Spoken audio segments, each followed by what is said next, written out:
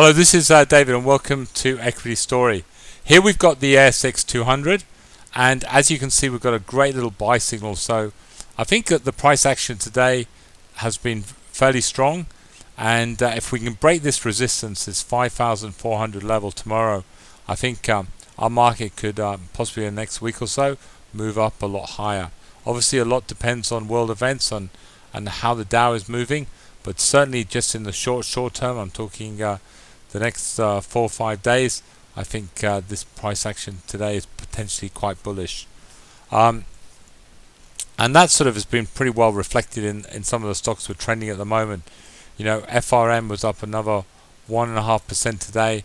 It's looking very, very strong, and I think the way she's trending, I can't see her making a stronger move up to 220, but I do see she might just creep up to that 210, 215 level. Quite interested. There's apparently an egg shortage, which I've never heard of before, but there is one at the moment in Australia, and that can only be a good thing for a company like Farm Pride. AIA, again, really good bullish day today. It's got a sort of nice little buy signal on that sort of long-term chart, and again I think it's just going to go a lot higher. She had some great numbers yesterday, Auckland Airport, and I think obviously New Zealand and the influx of people into New Zealand from China is obviously just adding to the success of this company. GXL, Green Cross, again, absolutely love this story. This is the one that obviously there's quite a lot of private equity looking at it at the moment, but this on quite a lot of metrics on earnings I think is good value, and I can see why obviously private company want to buy Green Cross, because I think they think around this sort of $750 level it's pretty cheap, and I'm just wondering if the it's being held where it is a little bit.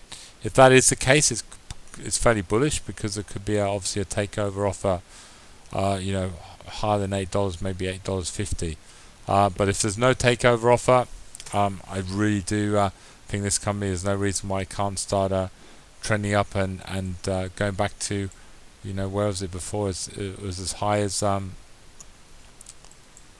here's the high. Here we go. That high as $10.74. So there's no reason I don't think Green Cross can't go back and over the next few months or next sort of year be as high as that. BAP, again, most probably the best looking. If you want to say what's the best looking trend at the moment on the ASX 200, could be this company. And again, a little bit down today, but the trend remains very, very, very bullish. As is Hansen Group. Hansen really turned her trend around well today, up 2.75%, now on a buy signal. So I think she's definitely going to, you know, it's hard to say definitely, but all the signs are there that she should obviously go and attack that $4 level again, which would be great. And MTR, it's quite interesting. This is one of our trending stocks that broke the trend. You can see now it's having difficulty getting back over this trend line. It's hit it twice and jumped down.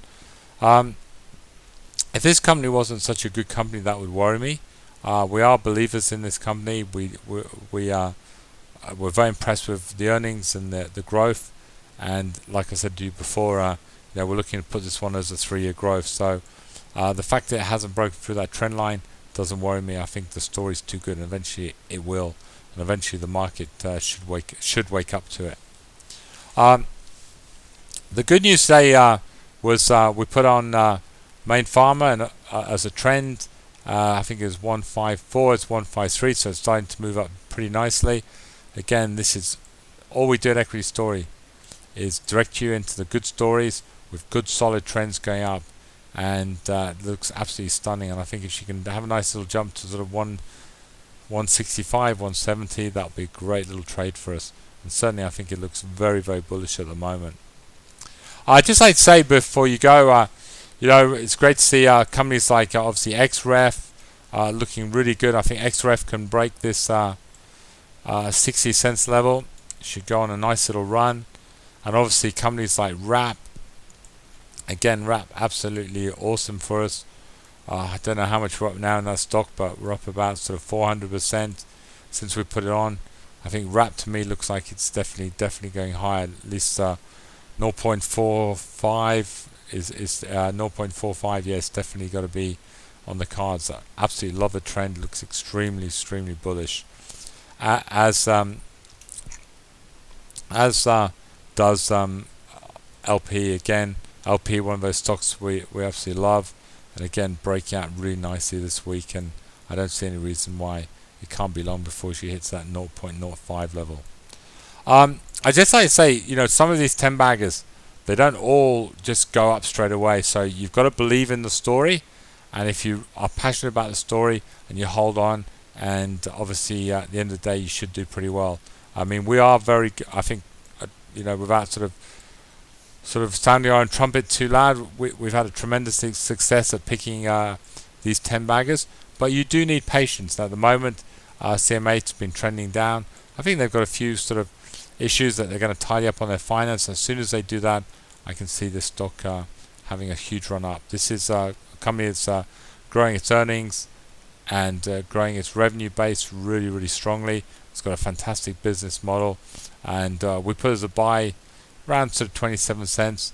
It has had a little fall down, but I think it's just even better buying around these sort of levels, and I don't think it'll be long before basically the story and the revenue and the earnings that CMA are getting at the moment, the market wakes up to it, and this stock can reverse pretty quickly.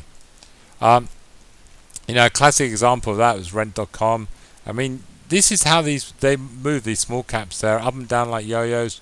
You mustn't get shaken off by them. You've got to believe in the story. If you're looking for short-term gains, follow the trending stocks. If you're looking for sort of bigger gains but more volatile, that's your 10 baggers. And you take Rent.com, it was been as high as 20 and then it went down by half. I mean, it's very nerve-wracking when you see sort of price movements, and then bang, up she's up again. And we sold half at 40 cents, so made 100% gain and just let our profits run, and then down she is. And you can see why we did that, because this is how they move. We believe Rent.com, give it time, it's growing its earnings, it's got a great revenue model, it'll be a lot higher than what it is now. But these little small companies do need time, so sort of don't panic straight away. If they don't double as soon as we put them on, don't panic. Over time, we hope these companies are going to give us good earnings and make us some good money. I'd just like to say, really interesting company. Again, I always say the best thing about Equity Story is our membership base, and there's a great little company here called, the code is ACW, and they potentially got a cure for Alzheimer's. We are actually looking at this at the moment, and I think it's potentially could be an absolutely stunning story. And just like to say, they've got a nice little buy signal there, so maybe could have a nice little few days and go back up to at least that 10 cents level. But again, this is a really exciting company, and we'll let you know obviously in the next few days if obviously we're going to put it on. But again, it's one. If you don't know about the company, please go on to the ASX and you can read up about the story and see what you think about it. I mean, Alzheimer's is a serious disease, and obviously if they can find a cure for it, this company potentially could be absolutely huge. Anyway, I'd like to thank you for listening to Equity Story, and I wish you a good night. Good night.